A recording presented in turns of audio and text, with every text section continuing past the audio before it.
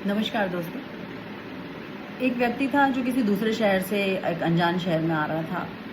रात में पहुंचा, एक ऑटो में बैठा और उस गली के पास उतरा जहां उसके नियर बाय उसका घर था। जैसे ही ऑटो से उतरा तो एक खंबे पर एक नोटिस लगा हुआ था कि पास ही की गली नंबर 4 में कोने का मकान में एक गरीब बुढ़िया रहती है, बहुत बीमार है, उसको 500 का नोट दे के चले जाना अगर आप मदद कर सकते हो। उस व्यक्ति ने सोचा कि कोई इतनी गरीब है, किसी ने लिखा हुआ है, तो चलो थोड़ा मदद ही कर देता हूँ। तो वो उस गली में गया और गली में जाकर जब उसने दरवाज़ा खटखटाया तो अंदर से एक बूढ़ी औरत निकली जो काफ़ी बीमार भी थी। उस व्यक्ति ने 500 का नोट निकाला और उस बूढ़ी औरत को दिया।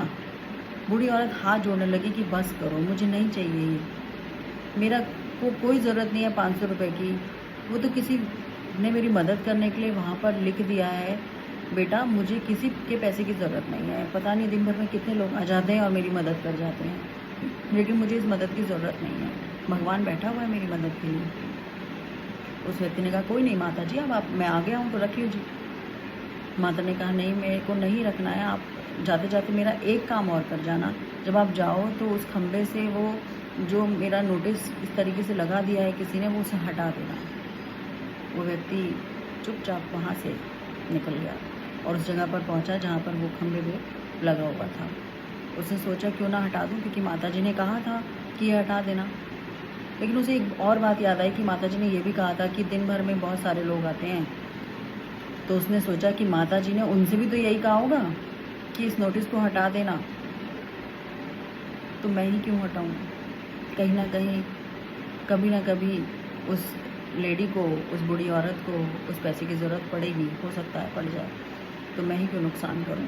इस भावना के साथ वो अपने रास्ते पर चल पड़ा। तो दोस्तों, इस कहानी से हमें पता चलता है कि हमें कभी ना कभी अनजाने में भी ऐसे लोगों की मदद करनी चाहिए जो एक्चुअल में मदद चाहते हैं, और इस मदद का किसी को पता नहीं होता है। ये एक ऐसी मदद होती है जो सिर्फ इसका साक्षी भगवान होता है, और भगवान जब साक्षी होता है तो हमारी की हुई इस मदद का हमें रिटर्न में इससे 2 गुना और 4 गुना मिलता है।